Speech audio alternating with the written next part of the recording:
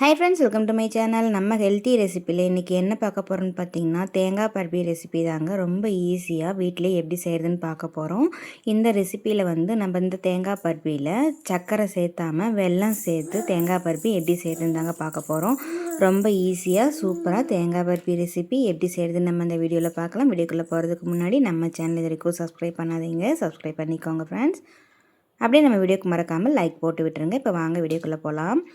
இப்போ நம்ம ஒரு முழு தேங்காயை அந்த மாதிரி எடுத்துக்கலாங்க. அதை பாதியை அந்த மாதிரி உடச்சி எடுத்துகிட்டு வந்துட்டோம். இப்போ அதை உடச்சி எடுத்து வந்த தேங்காயை நல்லா இந்த மாதிரி கீண்டி எடுத்துக்கலாம். எல்லா தேங்காயும் இந்த மாதிரி நம்ம கீண்டி எடுத்துட்டோம் தொட்டியிலேருந்து. இப்போ இதை நம்ம மிக்ஸி ஜாரில் தான் போட்டு அரைக்க போகிறோம் அப்படின்றதுனால நம்ம இதை குட்டி குட்டியாக நம்ம இந்த மாதிரி கட் பண்ணி எடுத்துக்கலாங்க. மிக்சியில் அரைப்படுறதுக்கு அப்படியே போட்டால் நமக்கு அரைப்படாதுன்றதுனால குட்டி குட்டி பீஸாக நான் கட் பண்ணி எடுத்துக்கிறேன். இந்த மாதிரி எல்லா பீஸும் நம்ம கட் பண்ணி எடுத்ததுக்கப்புறமா மிக்ஸி ஜாரில் சேர்த்துக்கலாங்க.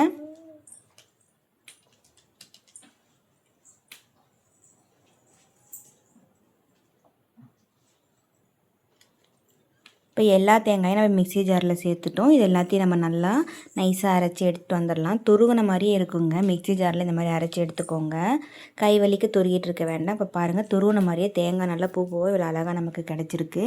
இப்போ இது ஒரு பிளேட்டுக்கு நம்ம மாற்றிக்கலாம்.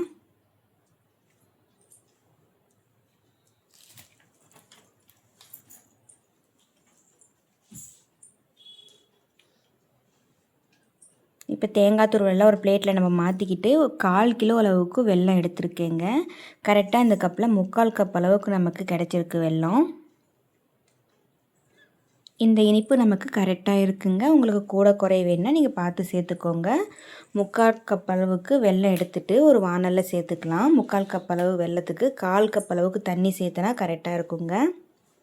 இப்போ தண்ணி எல்லாம் சேர்த்துட்டு நல்லா ஸ்டவ் ஆன் பண்ணி நல்லா வெல்லம்லாம் கரையிற அளவுக்கு நல்லா கொதிக்க விட்டுடலாம்.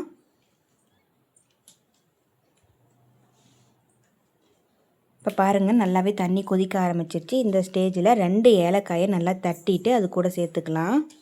இப்போ ஏலக்காயெல்லாம் சேர்த்துட்டு நல்லா இந்த மாதிரி கலந்து விட்டுருங்க. வெல்லம் எல்லாம் ஃபுல்லாக நல்லா கரையட்டும்.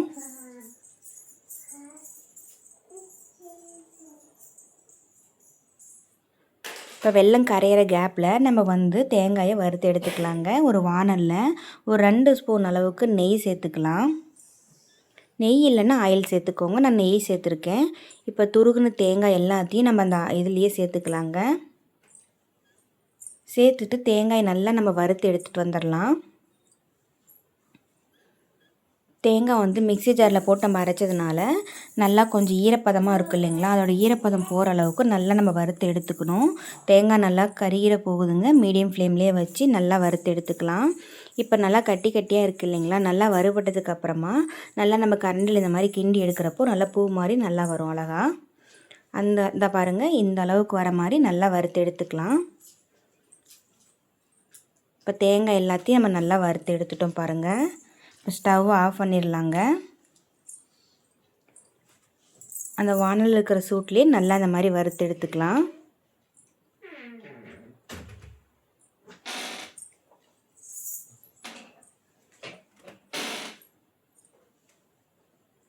நம்ம சூட்டோட சூடாக நம்ம வறுத்துக்கிட்டே இருந்தோம்னா தேங்காய் கீழெல்லாம் நல்லா செவந்துடும், நல்லா அடி பிடிச்சிரும்.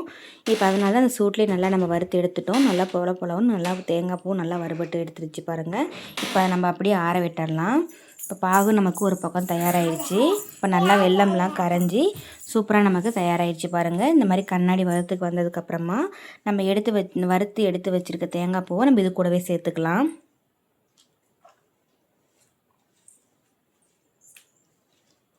இந்த அளவுக்கு இருந்தால் தான் நமக்கு பீசஸாக கட் பண்ணி எடுக்கிறப்போ ரொம்ப ஈஸியாக வரும். அதிக தண்ணி சேர்த்துற வேண்டாங்க.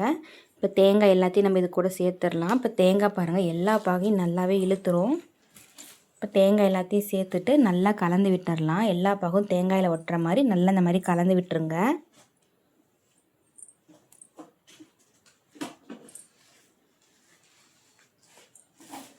ஸ்டவ் ஆஃப் பண்ணிவிட்டு இந்த மாதிரி பண்ணுங்கள். ஹை ஃப்ளேமில் வச்சுட்டு பண்ணாதீங்க.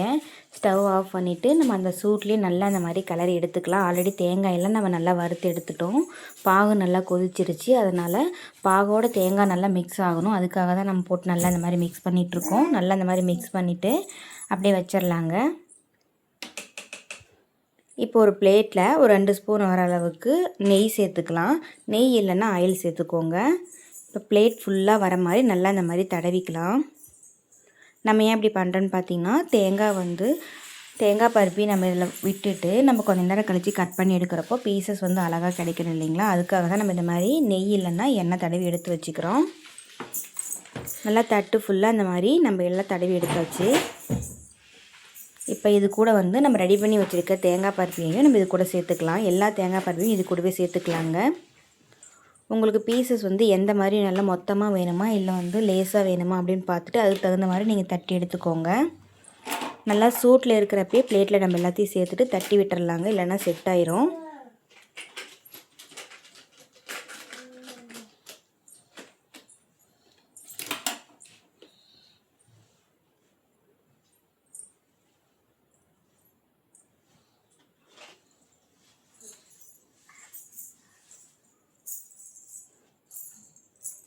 அவ்வளோதாங்க. நம்ம இப்போ செஞ்சுருக்கிறது வந்து கரெக்டாக ஒரே ஒரு தேங்காயில் அழகாக நம்ம செஞ்சுருக்கோம். நம்ம தேவைன்றப்போ அப்பப்போ அடிக்கடி செஞ்சுக்கலாம். ரொம்ப ஈஸி தாங்க. 90s கிட்ஸ்க்கெலாம் ரொம்ப ரொம்ப பிடிச்ச ஒரு சூப்பரான தேங்காய் பர்ஃபி தாங்க. யாருக்கெல்லாம் இன்னமும் பிடிக்குன்னு மறக்காமல் கமெண்ட்டில் சொல்லுங்கள். இப்போ கரெக்டாக நம்ம எல்லா பர்ஃபியும் இது கூட சேர்த்துட்டு நல்லா ஸ்பூன் வச்சு எந்த அளவுக்கு வேணுமோ அந்த அளவுக்கு நீங்கள் தட்டி விட்டுருங்க. நான் பாருங்கள் கரெக்டாக அந்த பிளேட்டில் இந்த மாதிரி தட்டி எடுத்து வச்சுக்கிட்டேன் பீசஸ் போடுறதுக்காக. நல்லா 1 hour அந்த மாதிரி நல்லா செட் ஆகட்டும் விட்டுருங்க. இப்போ 1 hour கழித்து நம்ம பீசஸ் போட்டு எடுத்துக்கலாம். உங்களுக்கு எந்த சைஸ் வேணுமோ அந்த சைஸ் நீங்கள் இந்த மாதிரி கட் பண்ணி வச்சுக்கோங்க.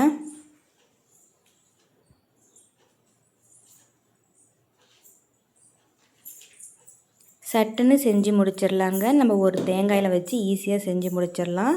குழந்தைங்க கேட்டாங்கன்னா கண்டிப்பாக இந்த மாதிரி செஞ்சு கொடுங்க. ரொம்ப ரொம்ப ஹெல்த்தியான ரெசிப்பிங்க. சர்க்கரை சேர்த்தாமல் வெல்லம் சேர்த்து சூப்பரான தேங்காய் பருப்பி நம்ம ரெடி பண்ணிட்டோம். இப்போ பாருங்கள் பீசஸும் நமக்கு ரொம்ப அழகாக வருது.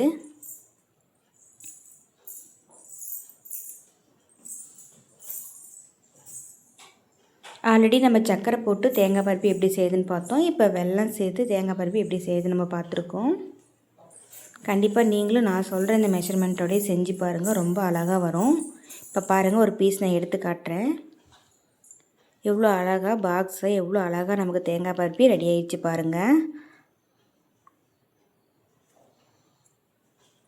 ரொம்ப சிம்பிளாக செஞ்சிடலாங்க. செய்யவே தெரியாதவங்க கூட ஒரு டைம் பார்த்தீங்கன்னா கண்டிப்பாக ஈஸியாக செஞ்சுருவீங்க. எல்லாருக்குமே ரொம்பவும் பிடிக்குங்க. ரொம்ப ஈஸியாக வெல்லம் சேர்த்து தேங்காய் பருப்பி ரெசிபி எப்படி செய்கிறதுன்னு நம்ம இந்த வீடியோவில் பார்த்தோங்க.